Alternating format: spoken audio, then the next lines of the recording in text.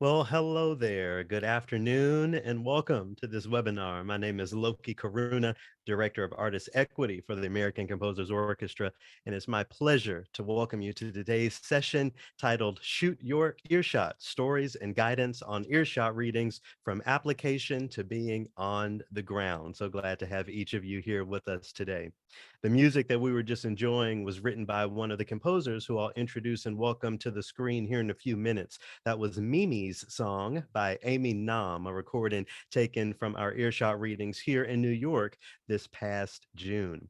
Today's session is part of our broader Earshot Initiative, which is the nation's first systemic program for building relationships between orchestras and composers. Through earshot readings, collaboratory fellowships, consortium commissions, and professional development, Earshot expands the definition of American orchestral music to ensure a vibrant and inclusive future. Earshot is a program of the American Composers Orchestra completed in partnership with the American Composers Forum, the League of American Orchestras, and New Music USA. For more information on Earshot readings and all of our Earshot programs, visit our brand new website, americancomposers.org. We currently have two open calls for scores for you to check out on our website if you haven't already, and the deadline is coming up. All submissions must be received by midnight Eastern on Sunday, October 8th. I'm sure that you may have many questions or comments that come to mind over the course of this presentation regarding earshot reading. So if you wouldn't mind offering those using the Q&A function here on Zoom as we go along, we'll get to as many of those questions as we can. And if you'd like to come on screen to ask your questions at the end of today's presentation, feel free to use the hand raise function here on Zoom and keep that digital hand raised, and we'll bring as many of you on the screen as we can as time allows. I'll also be offering a survey in the chat at the conclusion of today's presentation. So if you wouldn't mind clicking that link when it appears and offering your feedback, it will be much appreciated. And with that, I'd like to introduce to you today's featured speakers. Twin Cities-based composer and harpist Amy Nam writes and performs music out of a desire to nourish her own sense of curiosity as well as that of her listeners. Her musical output responds to the personal discoveries she makes from allowing her mind to roam laterally in undirected exploration of the world. Recently, the American Composers Orchestra selected Amy's work, Mimi's Song, for our June 2023 Earshot readings here in Manhattan. Additionally, in spring of 2023, the chamber ensemble Keystring commissioned Amy to create a new work, Desire Lines, for harp and two saxophones with support from the American Harp Society Grants Program. Please help me welcome Amy Nam. Amy, welcome, and thanks so much for being here with us today. Thank you, Loki. And I'd also like to welcome Ahmed Abaca. Ahmed is an African-American composer, conductor, songwriter, pianist, and community facilitator, creating power and possibility through music for themselves and the diverse communities they are a part of is the basis of Ahmed's work. Raised in San Bernardino, California, Ahmed understands the value of hard work and perseverance in the face of systemic and interpersonal challenges. Ahmed's vision is a new renaissance for underrepresented composers, which centers the works of people of color and creates opportunities to perform, record, and archive their work. I'll also note that Ahmed's Ode to Liberty was performed down in Georgia earlier this year in conjunction with our Earshot Readings partnership with the Atlanta Symphony Orchestra. Please welcome Ahmed. Ahmed, hello and welcome. Hello, hello, hello. Thank you for having Oh, I see you on the red carpet there with Rihanna, looking very good. me. Me and Riri go way back. I'm sure. I'm sure. All right. Well, we'll go ahead and get started. And where I wanted to start with both of you was the actual application process. So one of the things that I get a lot of questions about regarding the application process are the orchestration parameters. So the orchestration parameters for our two calls are published on our website right now. Also, I'll start with you, Amy. When you see orchestration parameters, especially large orchestration parameters that include harp, piano. How do you engage it? Did you feel like you had to perfectly fit those parameters, or did you have a different idea? I didn't feel like I had to perfectly fit them. I figure that being under is better than being over because that would require more people to be hired, which is probably less desirable. Indeed. What do you think, Ahmed, these orchestration parameters? How did you approach or engage that in your earshot application? Did you have to rearrange, or how did you engage that? Um, no, I had my piece Ode to Liberty fit the Atlanta symphony's parameters well, but at the same time, I think you guys were doing Naples, and they had a different parameter. And instead of having 2 2 2 2, which was 2 flutes, 2 oboes, 2 clarinets, 2 bassoons, it was 3 3 3 3, which meant piccolo, 2 flutes, maybe 2 oboes, English horn, 2 bassoons, contrabassoon, or 2 clarinets and B flat clarinet. Or, and sometimes when you have the threes that, or even the twos, that gives you the option of E flat clarinet and all these other instruments within that family that musicians can play. So, but no, I had my piece fit it perfectly. So I didn't really have any issues there. I didn't have to make any arrangements around it. And Amy, there are a lot of people who write completely new scores for the earshot process, and some people who submit scores that already existed. Where did you fall between those two things? I had a piece that already existed, and I believe I made some modifications to it. I vaguely remember like modifying the PDF and doing that process when I was applying, because I have a lot of versions, probably about a dozen or more versions of this piece floating around my computer for various applications. And I think I already had a version that was pretty well in the parameters, but I was able to use something I had with some slight modifications.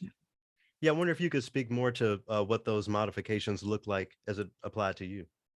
Yeah, I can't remember exactly because all the applications kind of blur together a little bit, but Sure. I think it was like a previous version of the piece when I had submitted it couldn't have like a doubling of alto flute, and then I'd like revised that version and I wanted to submit that one to the American Composers Orchestra, and now I could have alto flute, so I think I was able to like write it back in there. But yeah, it's wild keeping track of all these files. I'm with you there. And Ahmed, I understand that your Ode to Liberty, which was read by the Atlanta Symphony Orchestra, not only already existed, but already had a performance. Were there any major modifications that you had to make to submit to earshot readings? Not for this one. I have, and this is just a point to make, like, um, oftentimes when we see these opportunities, the deadlines are really soon. And I used to make the mistake years ago of writing a piece for the actual call. So I will just say, always be writing. Just always have something. Just even if it's not commissioned, or if it's not, just that dream piece that you've always wanted to write. Just write it, and then you never know, because if you try to write something for a call, you're gonna shoot yourself in the foot. You don't have time. You just don't. And so, but for Ode to Liberty, it was commissioned by the Florida Orchestra, and they just kind of said, do whatever you want. And so the only thing I had to really change when I got the great news from you guys was the notes that the conductor had made. He had changed some tempos. So things like that. And then I also wanted to work out some of the balance issues within the piece. So it gave me an opportunity to rework some things that that were there, some issues that I wanted to work out. So I didn't Yeah, do yeah. much, but it was just little things like that to fix it and tune it up a little bit. I think that's a really great point that you made about, not necessarily rushing to write a new piece because that's, we out of equity, we don't want to require composers write a new piece because that's labor and that's work. And we want to make sure that Mhm. composers across the board are their time and work is being respected. With that being said, there have been works that were written specifically for earshot calls for scores and ones that did make the selection process. So while it's not a rule and certainly not suggested or encouraged, it is something that we have seen in the past. So that has nothing to do with the eligibility, whether it's existed before or if it's a new piece of Mhm. music. So all things, all pieces are welcome as long as they fit within the orchestration parameters. And Amy, I know that when we talked yesterday, you mentioned seeing other questions in the application that didn't necessarily have much to do with the specific score or the specific opportunity, but just a broader view of what's hoped for in your career as a composer. I wonder if you'll speak a little bit to that. Yeah, specifically, there was a question that asked, what are your future plans for this work? And I appreciated that question because it made me feel like someone on the other side cared about the music, in this piece had been my dream project. It was a passion project, not a commission that I had written and was just waiting to use for applications. And so I really appreciated the opportunity to get to express my intention that, I want to keep making this thing better. And for me, having the opportunity would be about getting to make this very meaningful work better than I could without the opportunity. What do you think about those broader questions on the application, Ahmed? And thank you for sending it to me because it was a while ago, my application. It was a very straightforward application, actually. I didn't get that question that you got, Amy. So it was pretty just like, what works have you done? And this piece that you're submitting or in the program notes for that. And there wasn't any other questions that dug deeper, which I also appreciate. I appreciated that because sometimes um, we get the application process is so heavy sometimes, and sometimes you just want something easy that you can submit and be done with it. And that was one of the like best application processes I've ever had. Instead of like coming up with all of this other stuff, you had to think about it. It's like, here's the music, it fits the parameters. Thank you, goodbye. Like it was very easy, and I really enjoyed that. So, yeah. So while the application process can be very streamlined, very straightforward, what comes after isn't always so streamlined. I know, Ahmed, in your case, when we partner with orchestras, there are different timelines that our partners have when it comes to the review process and selecting what's actually read. So I'll start with you, Ahmed. How did you handle yourself during the waiting? Oh, it's a waiting game. So I was fine. And the thing about it though, I really appreciate you and ACO because you guys communicated with me and I'm sure the other composers, like just keeping us in the loop. It wasn't stressful because of that. Like you guys letting us know, hey, we're still kind of like working things out, just keeping you in the loop. That helped with that. So I appreciate that. I think otherwise, if you hadn't done that, I would just, I'd be nervous. I'd be like anxious. Because I want to know either way. I want to know if I got it or if I didn't get it.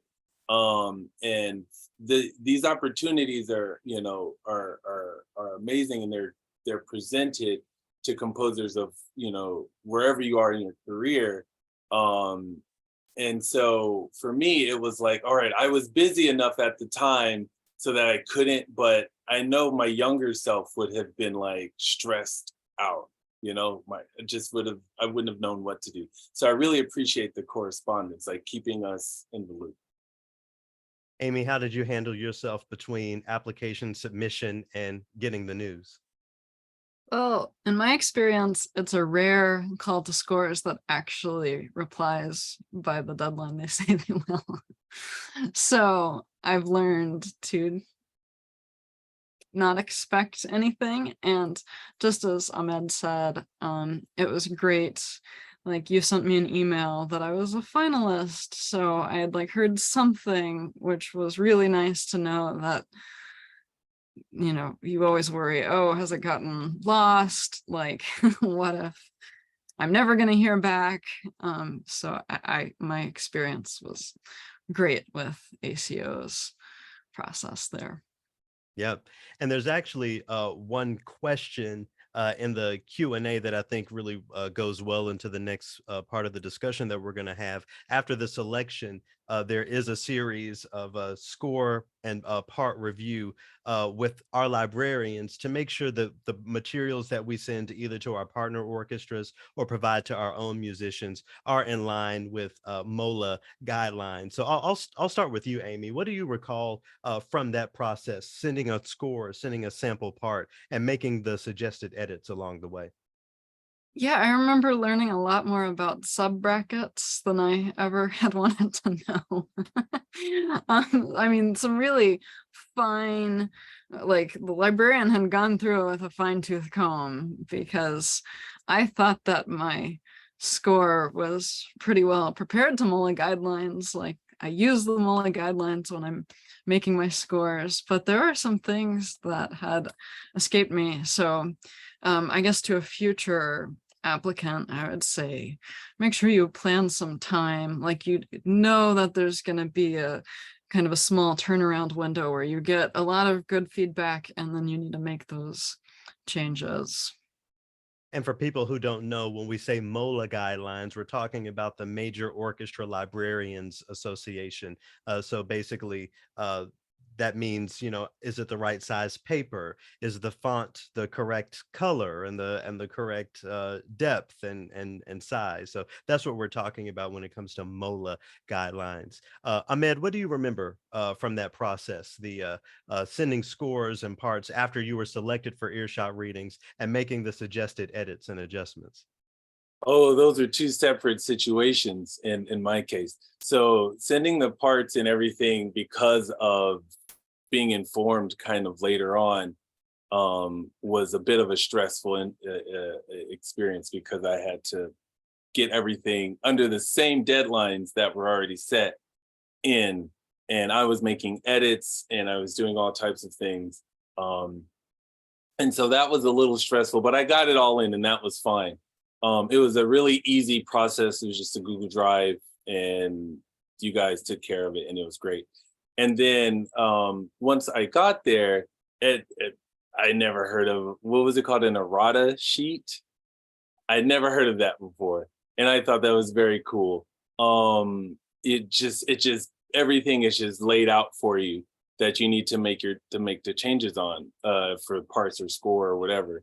And that night was a breeze. For me, I didn't have a lot of changes that I had to make. There were other changes that I wanted to make that I spoke with the concert master and my mentor, who was Curtis, and the conductor, and it was great. And so changes that didn't come up in for the errata sheet, but for my own personal, like, I want to bring that out more and things like that. And it was all received very well. And there was no issues, no one, it was very helpful. It was very, they were all very helpful and willing to make sure the best, I hate using the word product, but the best product was produced. Like, so it was actually really cool and really fun. So Yeah, absolutely. And while I'm looking at the Q&A, there's another question asking if we ever pick newbies, people who are newer to the orchestral world. I'll let the two of you weigh in, but what I'll say is that our eligibility criteria plays a huge role in this. So we don't have age limits when it comes to submissions.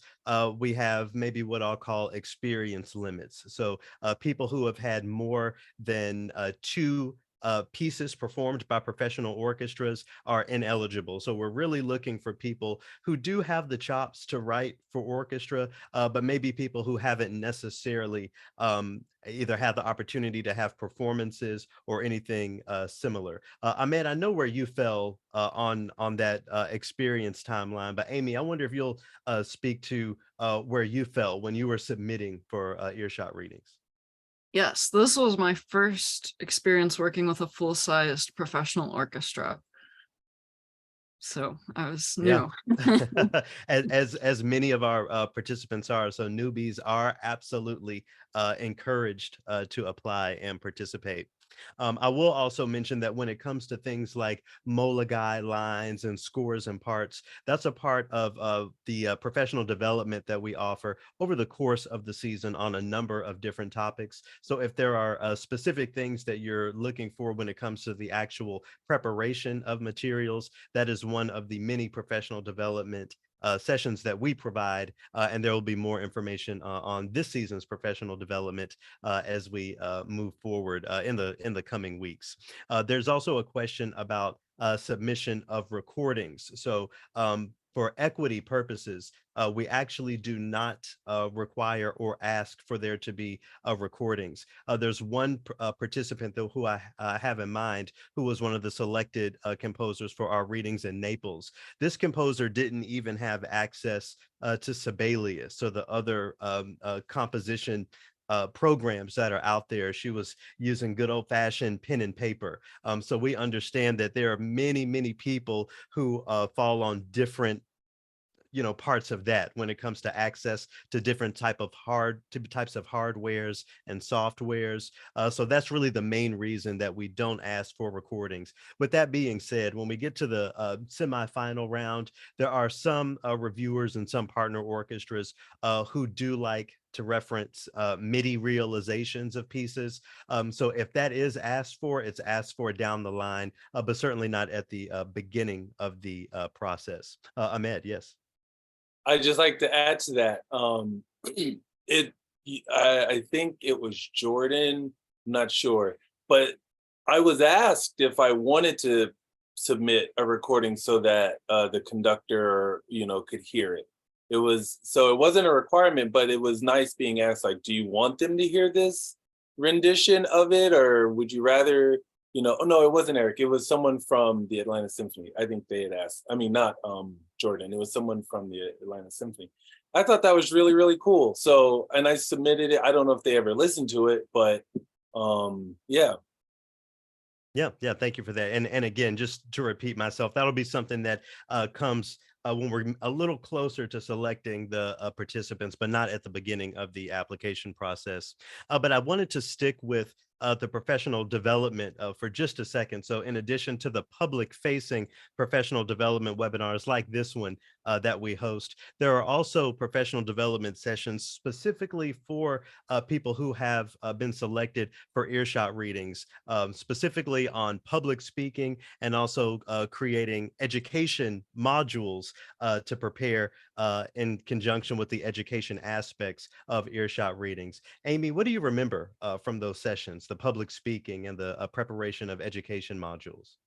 Yes, I remember being given guidance on how to identify the most salient aspects of myself as a composer, my work that I'm presenting, and how to put that into a 1-minute pitch. And that was very helpful. And then there was also the session where I got to present my piece to a high school class. And that was also really cool to get the opportunity not just to practice, but actually to share it with some other people in an educational setting, and super useful for myself as well. And why did it end up being useful? I do know that many people are used to going to concerts and being in crowded rooms. Maybe it's a little different to stand at the front of that crowded room.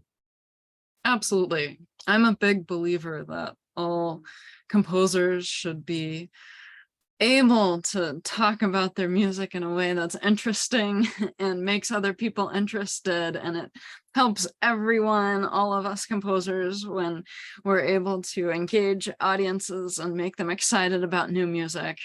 And I don't consider myself to be a natural public speaker, so every opportunity is a very desirable growth experience for myself. So yeah. Ahmed, what did you take away from those sessions, specifically when it comes to presenting yourself and your piece of music? Well, I want to ditto everything Amy said. It was very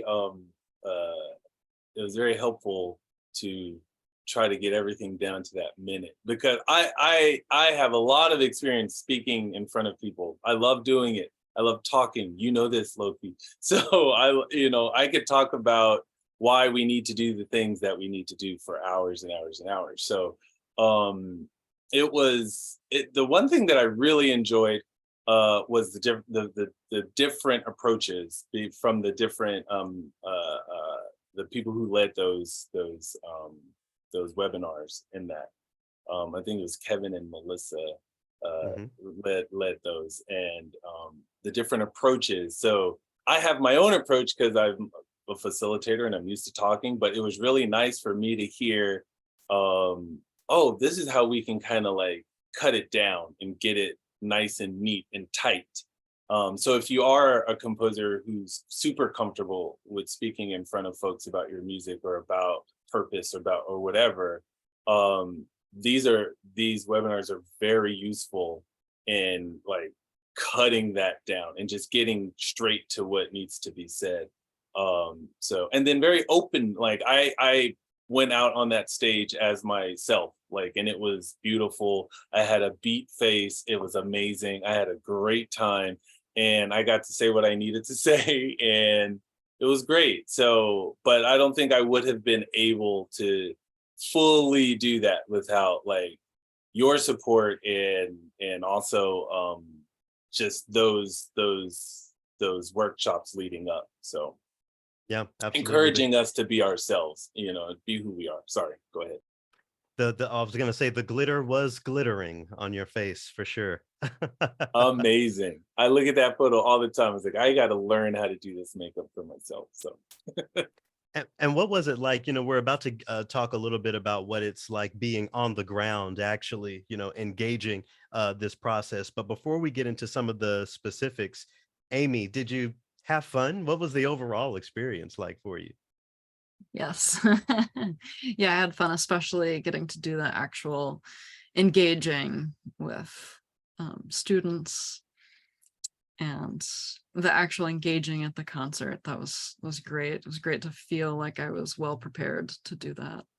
Yeah, absolutely. So one of the first aspects of the earshot readings is what we call a round robin. So selected participants will start off by coming into a room with us. And if you imagine speed dating, there being different tables and people rotating to offer advice. And these people include the conductor, the concert master, someone from the percussion section, all to just really give your scores and parts that final look before it gets put in front of the orchestra to be performed, at least rehearsed in that case. Ahmed, what do you remember from the round robin session, and what are some of the useful things that you pulled out of it?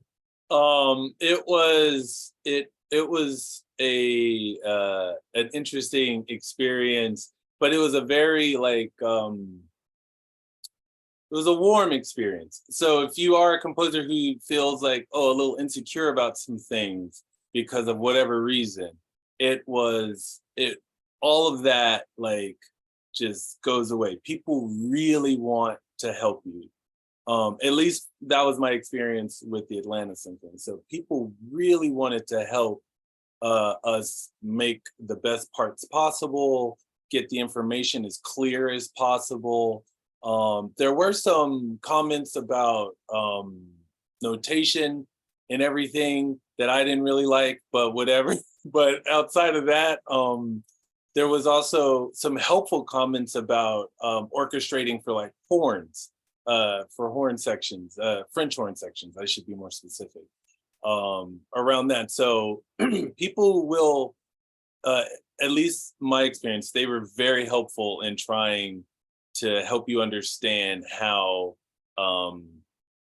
it works, the orchestra works. But I also feel like in that there's room to like push. So don't always, they're there to help, but you can also like push a little bit and like really put yourself forward in a way. It's like, no, this is what this is, and there's the reason why it's this. And I know that there is a standard or whatever. It's okay to push because we're living today. So let's try to progress. So it was great though. I enjoyed it. I enjoyed sitting back, listening to everyone else's comments and everything. It was very enlightening and just, yeah, it was fun. I liked it. Yeah, I want to underscore that last thing you said. This is very much a collaborative activity and program overall. We want to make sure that composers are getting guidance from people in the field who will ultimately play this music. And at the same time, I agree, it's very important for composers to come with their ideas and their perspectives to make sure that their artistic vision is being realized as genuinely as possible. And Amy, you had the opportunity in the round robin sessions and the feedback sessions overall to engage musicians from the American Composers Orchestra. What do you remember from those interactions?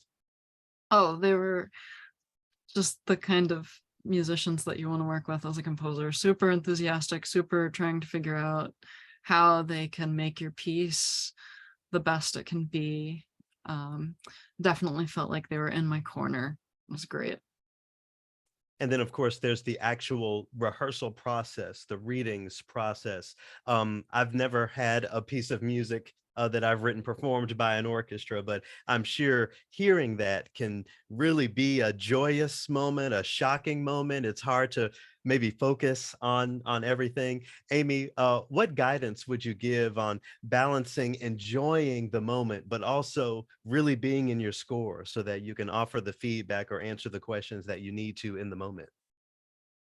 Yeah, it's definitely something to prepare mentally for. Like, you might experience a whole bunch of different emotions at the same time.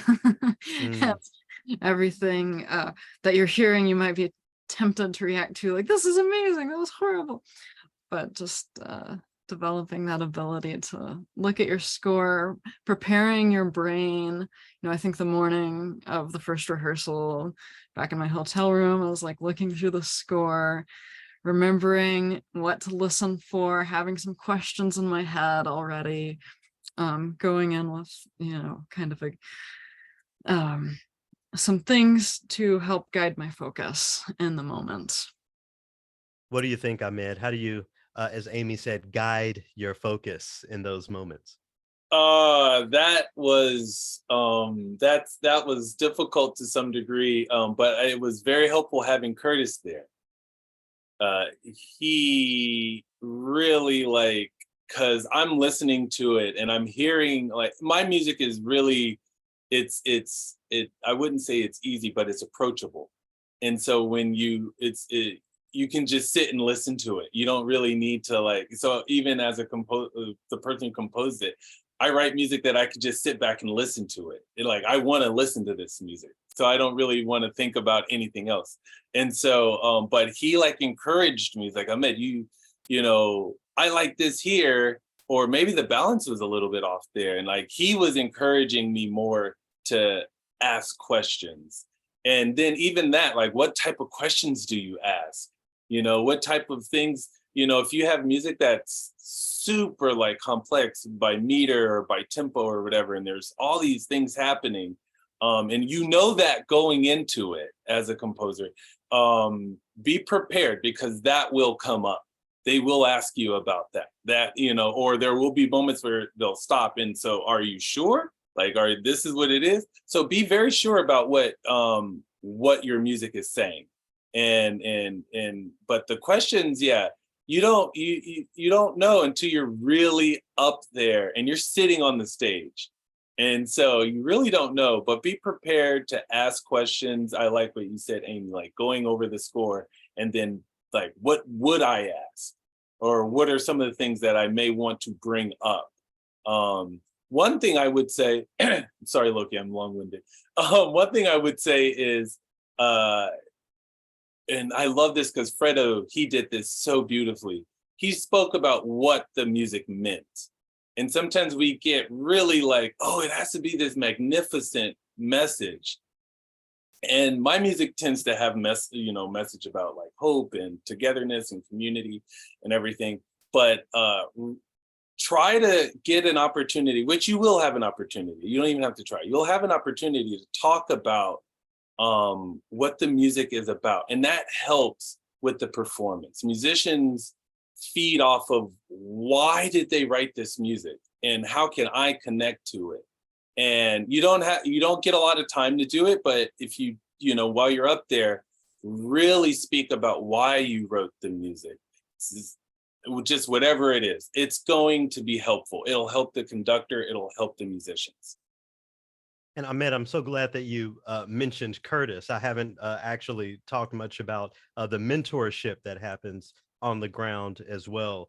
Amy, do you remember who your mentors were on the ground and some of the things that you pulled from being able to collaborate with them? Yes, absolutely. Yes, and that I should, add that I too had a mentor sitting next to me during the rehearsal process, helping me focus on things, giving me a couple comments, yes. And I don't know if we're ready to talk about the feedback sessions afterwards, but Go for it. Yeah. okay. So after the rehearsal, all the mentors and conductor and musicians were in a room together, and just really, it was, big feedback party. Really helpful, going over everything that couldn't maybe happen in the moment during the rehearsal. And it was, again, just a really warm, supportive environment where I felt like everybody was here to do what they're passionate about, which was, work on new music and work on making music more successful and approachable, or, readable for the orchestra, right? Conveying your intention. That's what that session was so helpful for, was helping me know how I can best convey my intention to the orchestra.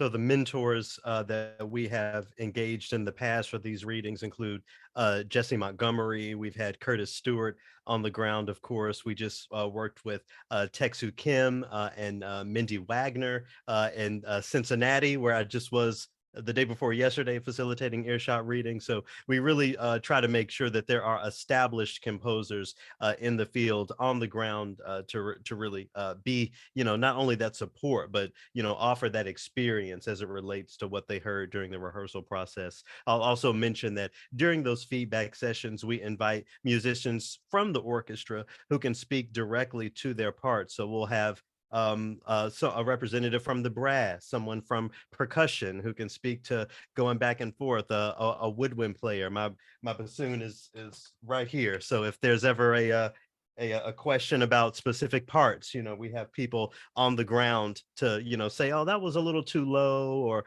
maybe it's difficult for musicians to tongue that fast. So there's always that feedback and those dialogues that are happening throughout the process. So I want to talk a little bit, and there are a few more questions I want to address, but I want to talk a little bit about one of the really phenomenal aspects of earshot readings is the recording. So all earshot participants receive recordings that they're able to use based on the agreements that are made with the specific orchestras. So Amy, we just heard Mimi's song today, largely because we are able, as the American Composers Orchestra, to negotiate with our musicians to make that possible, to make sure that that's publicly available. But it's very important, if you are selected for EarShot readings, to understand and read through the recording agreement that we do send to everyone, just to make sure that you are under the guidelines that currently exist. Ahmed, I wonder if you could speak a little bit to this, considering that the recording agreement with the Atlanta Symphony is a little different than it is for the American Composers Orchestra. Yeah, it is completely different, but it is still a benefit. There's so many benefits to having your music performed by a live, living, breathing group of people. Like I mean, from the mentorship, from the collaborative spirit, from like being able to work out your ideas, that right there is just incredibly beneficial. But the recording helps. We all know recordings help composers the most. That's how we go from one step to the next, or from one opportunity to the next. And with my agreement, there are a lot of restrictions as far as publicly sharing the recording. But I do get to use the recording in like, there's another call for scores, or maybe an orchestra is saying we have an open call, or if I wanted to send it to someone privately, with the caveat that they cannot share it in any way, but say I'm sending it to a music director who understands this, like if it's they understand this process. So I don't get to share any of it publicly, which is okay. I would like to be able to do that, but it is definitely, or it has been a beneficial relationship to have these recordings, and even under the restrictions, it has been very helpful. So, but that's not going to be the same for everyone else. That's just my experience. But if you do work with a professional or ICSOM orchestra, the odds are you won't be able to share that music publicly. But there are other ways, that you can, I don't know, this is not my organization, you can get your stuff heard. So Yep. At the very least, we make sure that for all of our EarShot partnerships, that recording can be used for your future development. So to use in grant applications, to send yes, directly to artistic directors who might be interested in performing that piece. That is something that is very important, and that we do maintain as a vital part of this process. Amy, have you gotten the opportunity to use your recording from your EarShot readings? Absolutely. Yes, I've shared it with other artistic directors and a couple applications, and my piece, is based around a melody my grandmother, my Mimi, sang to me, and I got to share it with Mimi. So it was Oh. super awesome. Oh, that's wonderful. There is one question that I want to pose to the two of you. Eric asks, did you write the difficulty level of the piece that you submitted? Did you write something hard? Did you write something easy? Something that you thought an orchestra could handle in a couple days? How do you answer that question, Ahmed? It's so funny because I just answered that to you. I love all of your questions, Eric, by the way. They're very good. I love them. I wrote, well, my response was, I like to, kind of like Jordan Peele, is like, I want to see I want to make a film that I want to watch. That's what he said about when he started making his films. He's like, I want to make a film that I'd want to watch. And I write music that I want to listen to, but in the same breath, push yourself. These are incredibly gifted musicians. So you do not like undersell anything, especially when it comes to your writing. Like, just write it. You don't want to go, well, if I make a piece simple, they'll be more likely to pick it and perform it. If the piece isn't highly like if it's not difficult technically, but it's impactful and everything works in it, that you could get picked. But you don't think about like I have to write a lot of notes and incredibly difficult meter changes and all of these things to get picked to or to be seen. Just write something that you really connect with and that has a, you know, a good, maybe a good message. You know, Amy wrote the piece based off of her Mimi, is that what you called her? Mimi's theme that she sang when she was a child. So there are ways to connect, or you really maybe like grunge rock or something, and there's something in that you want to add to the orchestral sound. Like write it. Do not be shy. Just write it, and if it works, it works for this opportunity. But don't think like because maybe the ACO didn't pick you that, you know, Louisville Orchestra won't, or someone else. Write what you want to write. There's always someone out there willing to listen to it and give it a shot. So don't try to think about, oh, you know, what are they thinking? We don't know what they're thinking. I have no idea what's in Loki's head, or in the people who make these decisions. I have no idea, but I do know what's in my heart and what's in my head. So I try to stay focused on that. So that's my advice to you as far as this. And Amy, I remember you even blessed us by singing the song live at the concert. So of course the heartfelt nature of your piece was there, but technically speaking, how would you gauge the difficulty level of the piece of music that you submitted? Like Ahmed, I did not think about the difficulty level first. You know, it was just a consequence of the music that I was writing. And as it turned out, it was pretty approachable, except for a really high viola part that I had to change. But other than that, I would say the difficulty level was yeah, certainly very, very easily within a professional orchestra's grasp, probably definitely within a like college orchestra's grasp, probably above, you know, high school or so, but it was very approachable on the whole.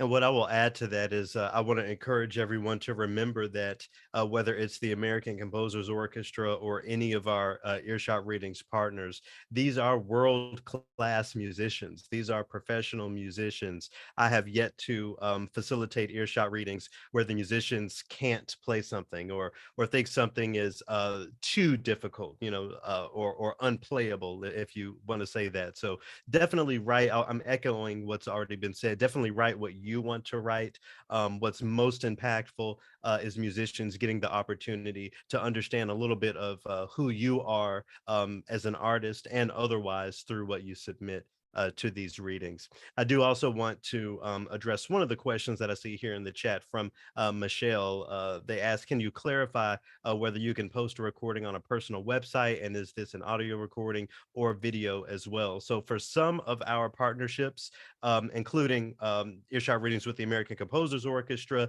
we are able to release both video and audio. And for the case of our orchestra, personal use is fine. In Ahmed's case, posting the recording even to their personal website is prohibited. So it definitely depends on the partner orchestra and the partnership, but we're always sure to lay out all of those regulations and guidances in recording agreements that are sent to the composer. So thank you so much for that question. Yeah, I knew beforehand. You know, it's not going to be at the end of it and they're like, oh, by the way, you can't do this. It's everything is, you know, at the beginning. So there's also a question about submissions with electronics or other sorts of aspects. So when it comes to our partner orchestra, so one of the calls for scores that's open right now is with the Jacob School of Music orchestra at Indiana University.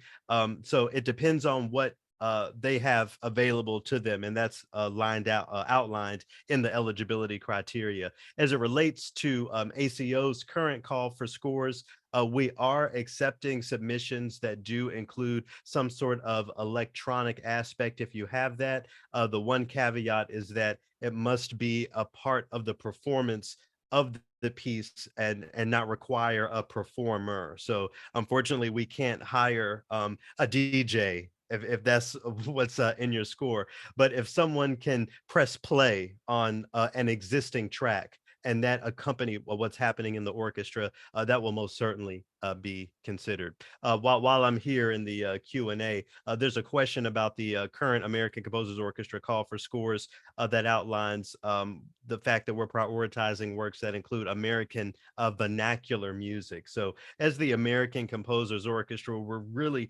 working to transform what the orchestral experience is, not only in the United States, but across the Americas. And we decided that this year, toward that goal, we would really encourage composers to submit works that are infused with anything born or nourished in the Americas. So if your score includes jazz elements or sounds like mariachi or bluegrass or even hip hop, that's what we mean by American vernacular music. All submissions will be considered, so that most certainly is not a absolute requirement, but we are encouraging people who have scores that highlight some sort of music of the Americas to submit those. And we're really excited to see what we come up with.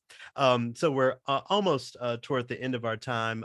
Amy, I wonder if you could talk a little bit about just overall how this EarShot Readings experience has played in your future development and what you see for yourself as a composer. Absolutely.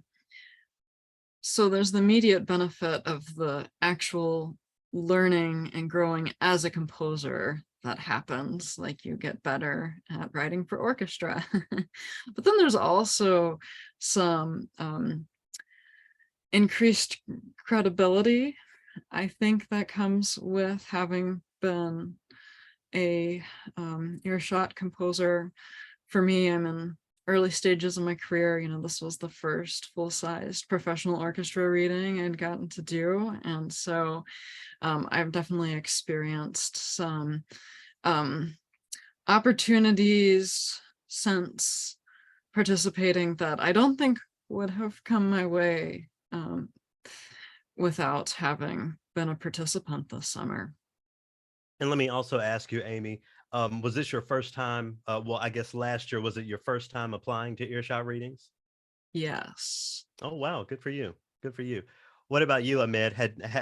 Were you a first time recipient? This is the first time receiving, but it ain't the first Oh, time I applied. right. That's what I I meant. can Yeah. tell you right now. No, there was a time when I lived in New York. It was always I was submitting for everything, but I was a horrible composer at that time. But I'm just kidding, though. The credibility thing, Amy, you're absolutely right. I've gotten emails about things that I never got emails about before. So that's been really cool. I'm not out here buying yachts or anything, but the horizon is a lot clearer than what it used to be. And so it really has been a wonderful experience. And I think also you just get connected with people who genuinely just care about you being a composer and wanting to see you succeed in this organization. I can't speak for all organizations or ensembles, but the ACO, at least, you guys do a great job at making us all feel seen and heard and appreciated. And that's something that I don't think folks do enough of. Sometimes the composers just write and go, and you don't really get to have a moment to really show your true colors and get to speak about things and be yourself. And there's such a long history of what it means to be a composer that's kind of like in a room doing your thing, and then you pop out, you have some champagne, and then you go back to your like dark dungeon. I live a very colorful life, like you should. Like, look at my background. This is the wildness of my life. And that's what, we are all very, very different, and it should be celebrated. And I think that's what I really love the most about working with the ACO. And then Atlanta was just a blast. It's a cool city. And the musicians were incredible. So it's really worth it. So submit if you can, submit. And if you don't, one thing I learned from another composer, her name was Alex Gardner.